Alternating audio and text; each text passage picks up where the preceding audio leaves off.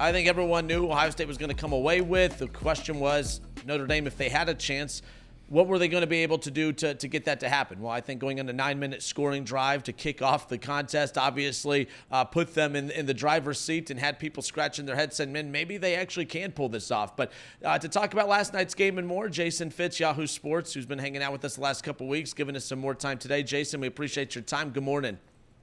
Good morning, brother. And you're right. Like, I think that first drive was eye-opening for all of us. And one of the most important plays in this game that nobody's talking about was the first drive for Ohio State. They had a third and short on their first drive, and it would have been a 3-and-out. A nice job by Will Howard running around, finding somebody, getting it down the field like 5 yards for a first down. But the important part of that was their defense had just been on the field for 10 minutes. I mean, I know we know Riley Leonard was gassed, but the entire Ohio State defense was gassed. Ohio State had to get that conversion there, so they didn't put the defense back on the field. I thought that was a key moment in this game, and once Ohio State got rolling, it was exactly what we thought. This is the toughest team to stop we've seen in a long time. They can beat you a million different ways, and they did exactly that.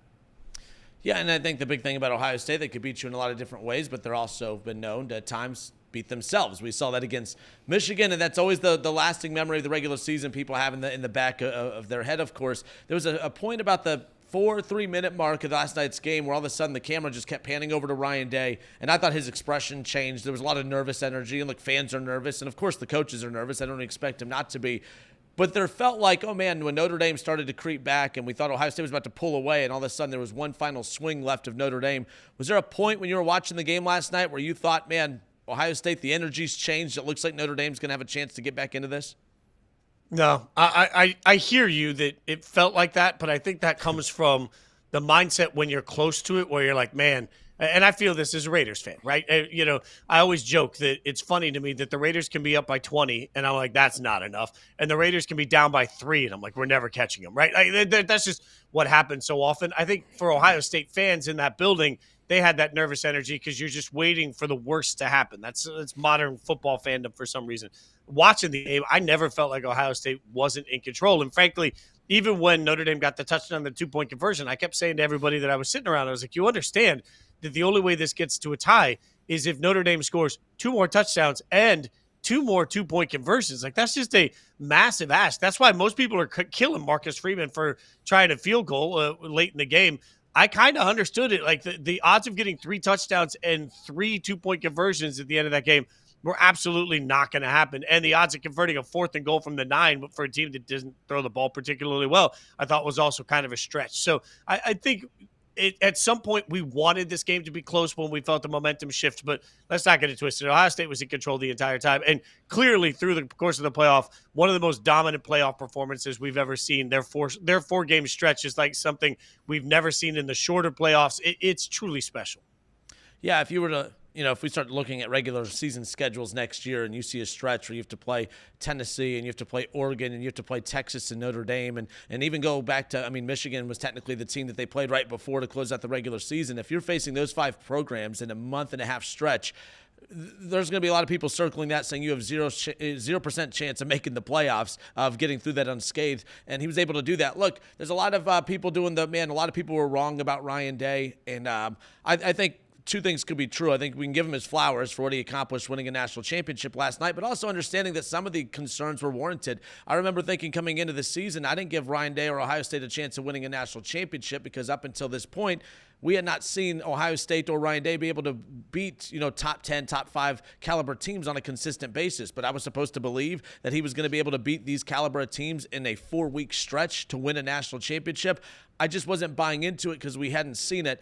It's amazing how you had 6-7 years worth of a narrative that just got put to rest over a 4-week period. This Buckeye team was not the same team from the regular season. Whatever the message was after that loss to the regular season finale, I don't know what it was.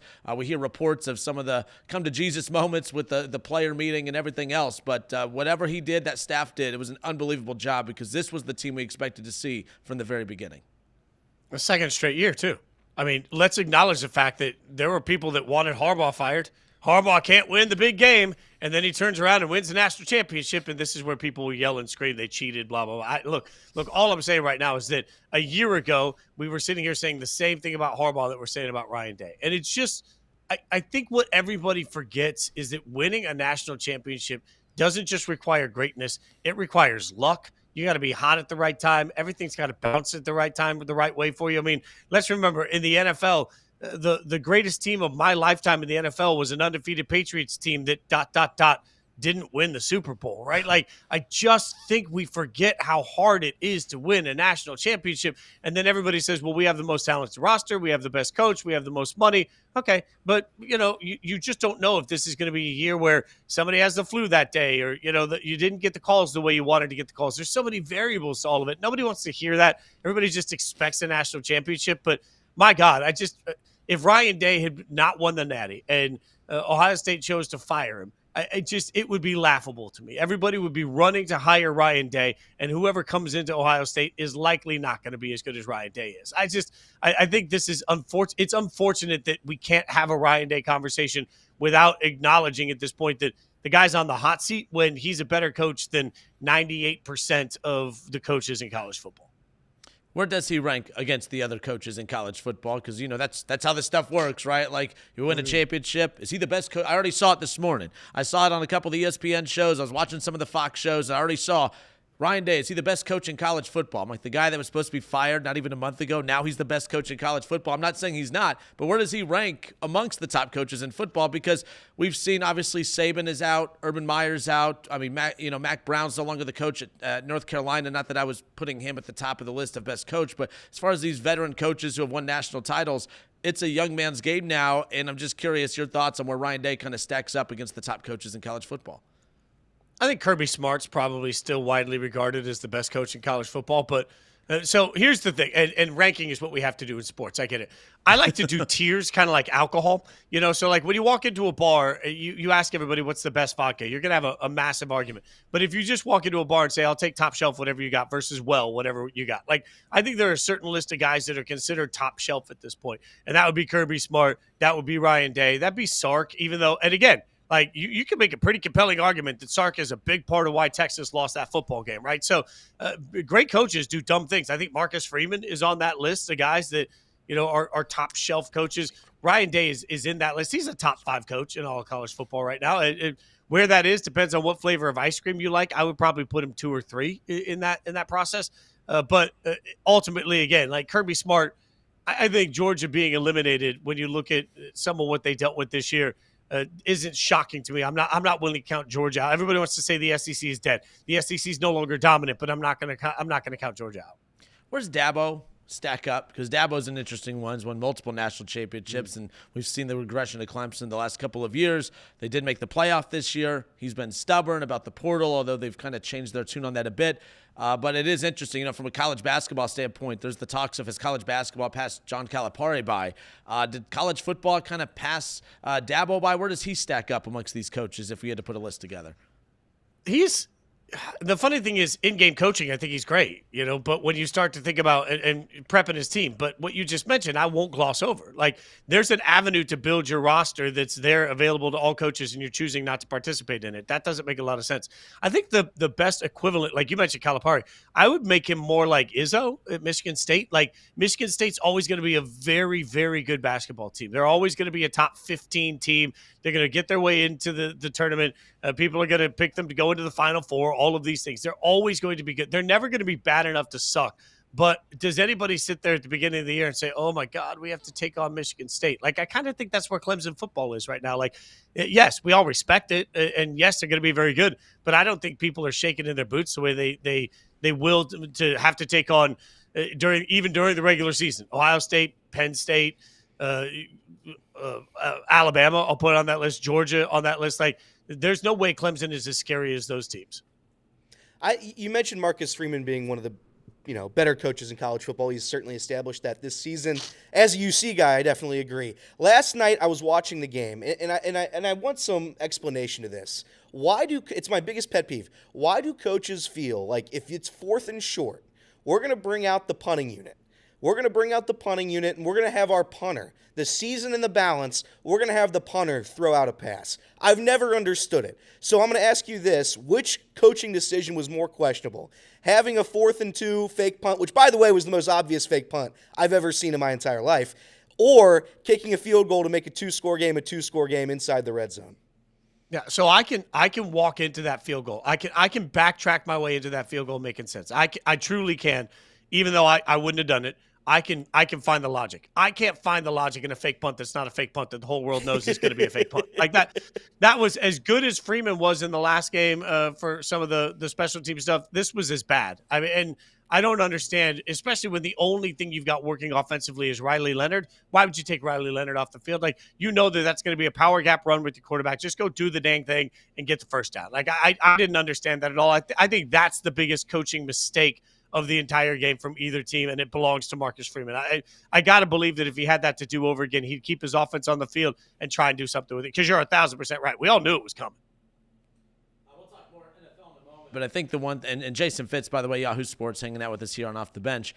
We'll talk more NFL in a moment, but it does cross over with last night. Al Golden is a name that Bengals fans are keeping an eye on. I know we talked with you last week about a couple of the DC options, for the Bengals. Al Golden's one that's being linked, or is basically the favorite to get this Bengals job when it's all said and done. But how do you think he performed? How do you think the defense performed last night? Obviously, there's a talent gap, right? As good as Notre Dame's defense is, Ohio State just had weapons galore, no doubt about it. But how do you think Notre Dame performed defensively last night, knowing that that's the identity of their team and that was going to give them their best chance of winning last night? Do you think that they did everything that they could to put them in the best position to win that football game? I think if I was interviewing Golden, I would ask why my players were so confused. And you saw it on the first touchdown. They pointed out on the broadcast, one of the players was pointing to Smith. Everybody knew he was getting the ball, but then because that wasn't his responsibility in the defense, he didn't stay with them. So who was supposed to be there, and why did it happen? There were multiple plays in this game where you saw the secondary pointing to each other and looking at each other, shrugging their shoulders. I think it got a little confusing. They got a little overwhelmed to that. I would want some good answers to why. I do think that mismatch is real here because, frankly, they tried to find ways to disrupt Will Howard. It's just the offensive line for Ohio State wouldn't let it happen. That was a great game for the offensive line of Ohio State. I think a lot of credit has to go to Ohio. This was not Notre Dame failing. This was Ohio State succeeding. I just think that you will have to answer for some of why your players felt a little confused in some of the assignments in a national championship game. Like, did you give them too much? Did you change too much? Did you lose your identity? What happened there? But still, you can't make one game the ultimate test of a coach. I think if you look at the work of that Notre Dame defense over the course of the entire year, they were spectacular, even through injuries that you wouldn't want on any team. So I think he's an incredibly deserving candidate, be a great defensive coordinator. What's the perception of Will Howard? Again, just a guy that was supposed to come in and just take advantage of the weapons around him. But he averaged close to 300 yards a game and multiple touchdowns a game, barely turned the ball over in the four most important games of the season, leading his team to a national championship.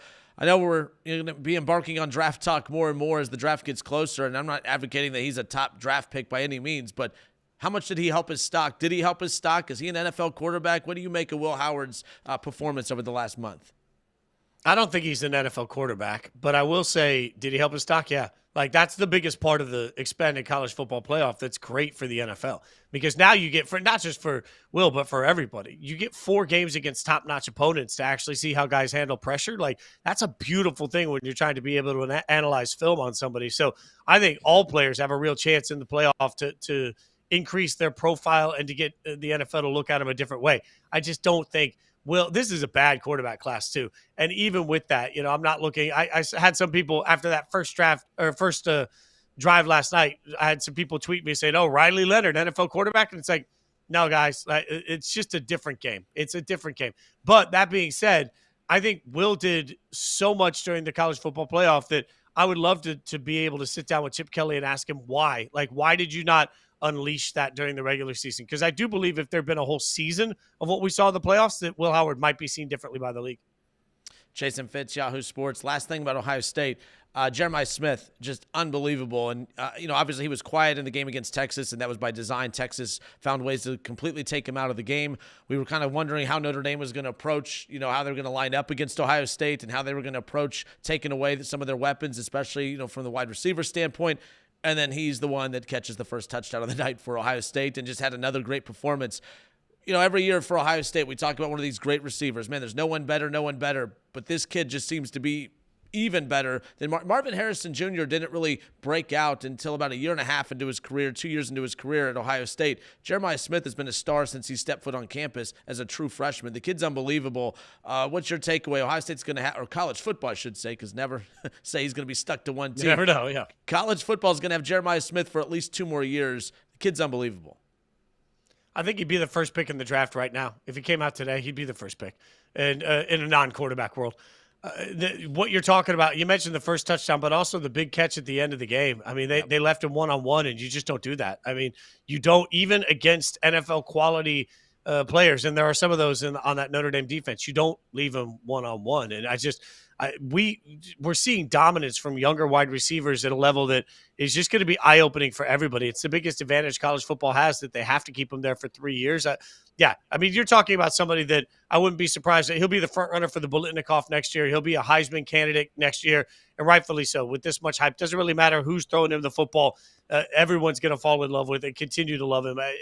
This is a level of talent that you just sit back and you appreciate, because he absolutely looks transcendent. I will remind everybody, Marvin Harrison Jr. did not have the rookie year in the NFL we thought that he would have. That's real. Like, he was good, but we thought he was going to be immediately like his dad in the league, and that hasn't happened yet.